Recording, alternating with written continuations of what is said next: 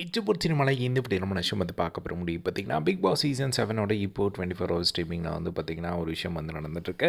என்ன அப்படின்னா வந்து எல்லாருமே வந்து பார்த்திங்கன்னா எவிக்டான கண்டஸ்டன்ஸ் பற்றி வந்து பேசிகிட்டு இருக்காங்க. ஸோ எல்லாருக்குமே வந்து பார்த்திங்கன்னா அந்த ஃபினாலே அந்த ஒரு வாரம் வந்த ஃபீல் இப்போவே வந்துடுச்சு அப்படின்னு தான் சொல்லணும். இன்னும் ஆல்மோஸ்ட் வந்து 1 மந்த் கிட்டே வந்து இருக்குது ஷோ. பட் இப்போவே வந்து பார்த்திங்கன்னா எல்லாருமே வந்து ஒரு வானத்தை போல் அந்த ஒரு ஃபார்முக்கு வந்து வந்துட்டாங்க. ஒரே குடும்பமாக ஆயிட்டாங்க அப்படிங்கிறது நல்லாவே தெரியுது அப்படின்னு தான் சொல்லணும். இப்போ வந்து அந்த ஒரு மிட் வீக் எவிக்ஷனுக்காக வந்து ஒரு போர்டு வச்சுருந்தாங்க பார்த்தீங்களா, அந்த ஒரு போர்டை வச்சு ஒரு செம்ம ஃபன் பண்ணிக்கிட்டு இருந்தாங்க.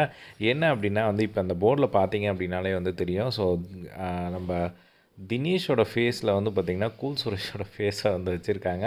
அது அப்படியே வந்து மேட்ச் ஆகி வேறு ஒரு பர்சனாக வந்து தெரியிட்டாங்க அப்படின்னு தான் சொல்லணும். அது செம ஃபன்னாக இருந்தது. அது எல்லாருமே பயங்கரமாக சிரித்து என்ஜாய் பண்ணிகிட்டு இருந்ததை வந்து பார்க்க முடிஞ்சுது.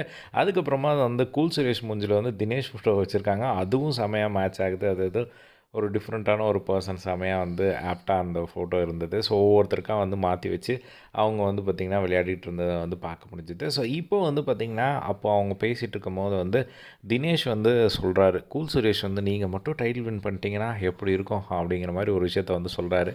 வெளியே வந்து இந்த ஆள் ஒரு கான்ட்ரவர்சி பண்ணுறான் அப்படின்னு சொல்லி பிக் பாஸ் வீட்டுக்குள்ளே எடுத்து உள்ளே போட்டால் இங்கே 18 கண்டஸ்டன்ஸ் இருக்கிற 20 23 கண்டஸ்டன்ஸையும் அடித்து தூக்கி அங்கே ஸ்டேஜில் வந்து டைட்டில் வின் பண்ணியிருக்காங்கன்னா எவ்வளோ பெரிய விஷயம் அப்படிங்கிற மாதிரி வந்து பார்த்திங்கன்னா தினேஷ் வந்து கூல் சுரேஷ் கிட்டே வந்து சொல்லிக்கிட்டு இருக்காரு.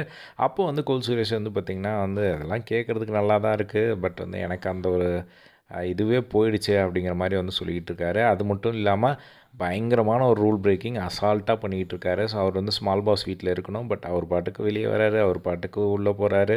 கேட்டதுக்கு எல்லோரும் கேட்டாங்க, ஏன் அப்படி பண்ணுறீங்க அப்படின்னு. ஏப்பா என்டர்டெயின்மெண்ட் வேணுன்றீங்க அப்படிங்கிற மாதிரி வந்து அதுக்கு ஒரு காரணம் வேறு வந்து சொல்கிறாரு. ஐ திங்க் அவர் வந்து இந்த வாரம் கன்ஃபார்மாக வந்து எடுத்தே ஆகணும் அப்படின்னு தான் சொல்லணும். ஏன்னா கூல் சுரேஷோட இம்பேக்ட் ரொம்ப ரொம்ப கம்மி இந்த வீட்டில் அப்படின்னு தான் சொல்லணும். அவர் வந்து ஜஸ்ட் லைக் தட் ஒரு அப்படியே இருந்துட்டு போயிடலாம் அப்படிங்கிற மாதிரி ஒரு டிசைட் பண்ணி தான் இருக்கிற மாதிரி வந்து தோணுது அப்படின்னு தான் சொல்லணும்.